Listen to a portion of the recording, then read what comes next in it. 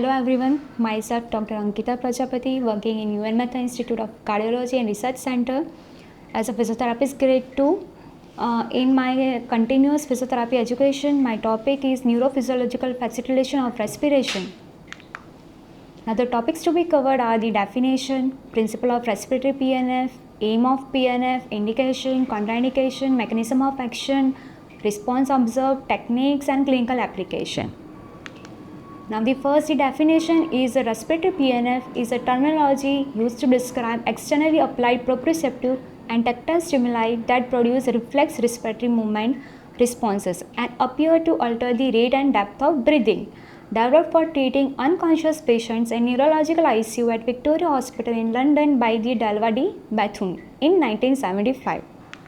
Now the principle is use of the stretch reflex to facilitate the initiation of inhalation, continue with repeated stretch through range to facilitate an increase in inspiratory volume. Appropriate resistance strengthen the muscle and guide to chest motion. Now the aim of PNF is to facilitate the normal mechanical respiratory movement pattern to produce reflex involuntary respiratory movement reaction to activate the diaphragm to facilitate the deeper breathing, swallowing and mouth closure. Now the indication is a neurological impaired patient who are hypoventilating or have retained secretions, used to alter the respiratory pattern and relieve the symptoms of hyperventilation syndrome. Also use unconscious and non-alert patients. These are few other indications like postoperative patients, atelectasis, COPD, pneumonia, neurological conditions, restrictive lung disease, poor chest wall expansion, mechanical weaning from mechanical ventilation, swallowing and the prevention of high risk patient. Now contraindications is a fracture of the ribs, sternum or face, respiratory failure, floating ribs, patient with hyperinflated lungs.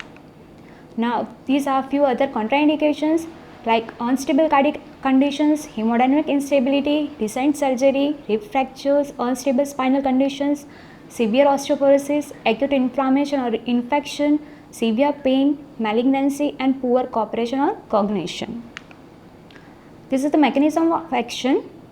The respiratory PNF works by stimulating the stretch receptors and proprioceptors in intercostal muscles, diaphragm and abdominal muscles. This triggers the reflexive muscle contraction and enhances the diaphragm exertion, chest wall expansion and intrathoracic volume.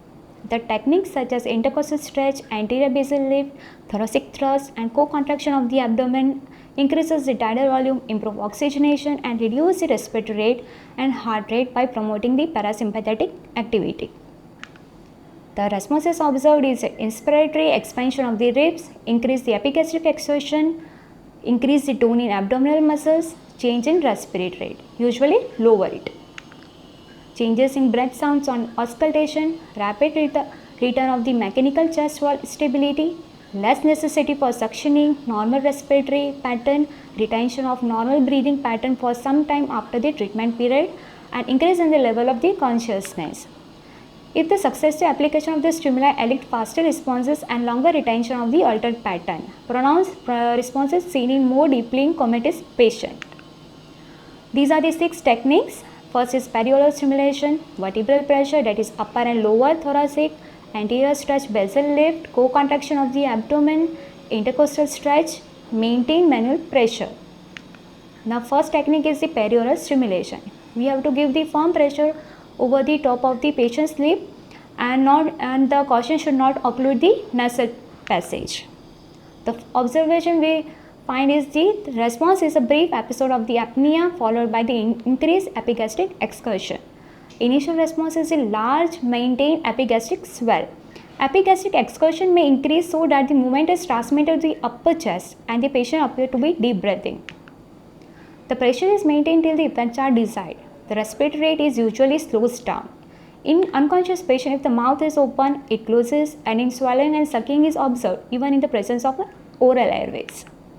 The mechanism is the central pattern generator of sucking is located in the medulla where the respiratory neurons are also located. So possibly the effect is due to the activation of the sucking reflex. Right. Now other is the vertebral pressure. Here the firm manual pressure directly applied to the second thoracic up to T5 level. This is upper thoracic, and lower thoracic is T7 up to T10. The pressure applied this must be in open hands for comfort, firm enough to cause the intrafusal stretch. It is given in supine position, so the body stabilization not needed and the changes can be observed. The observation for the upper thoracic pressure increases the epigastric exertion and deep breathing, and lower increases the respiratory movement of the apical thorax. Now the mechanism is the afferent input activates the dorsal intercostal muscles. The pressure applied stretches the intrafusal fibers, thus the activates the dorsal root mediated intersegmental reflex.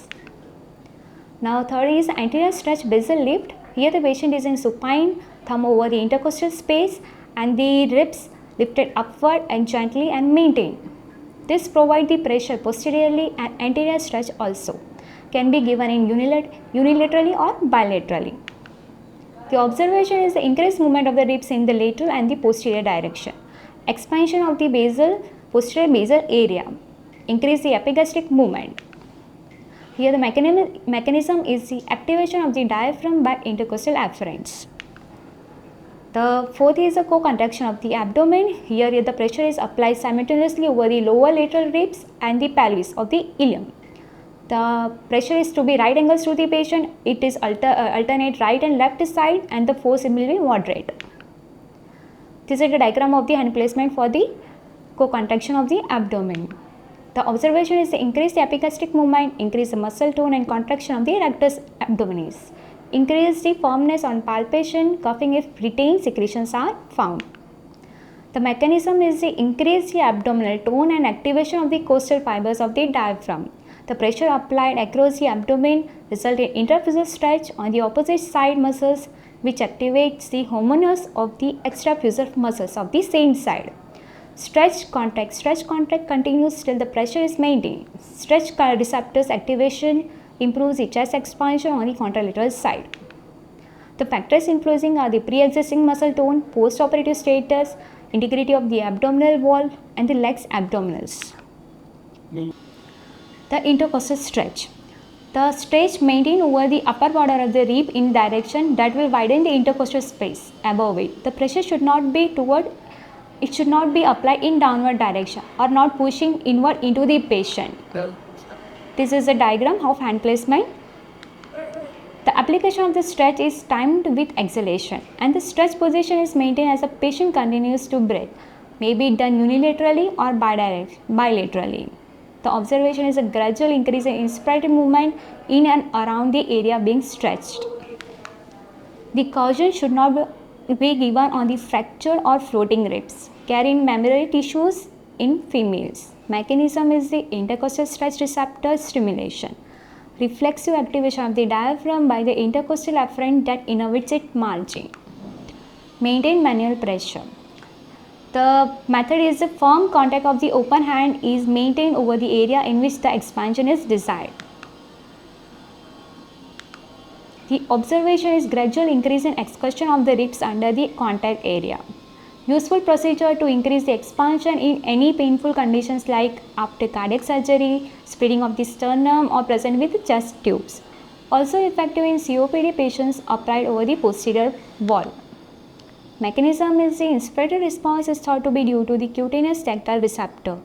Local cutaneous stimulation of thoracic region would tend to reflexively produce an inspiratory position of the rib cage, thereby increasing the tidal volume and thus helping reducing the respiratory rate. The clinical application is the auscultation and standard chest assessment taken before and during after the treatment. The patient response determines the duration of the treatment. The procedure of the choice is used till the desired effect are achieved. Patient responsiveness might improve, flutter eyelids, turn head or push the therapist's hand away. The responses are individual reactions, and so every patient will not demonstrate the same level of responsiveness to each procedure. Not necessary to do each procedure with every patient. Treatment should not be continued in presence of undesirable response, example in hypotonia in abs and supine to sitting. The reference is from Pryor and Weber, and thank you.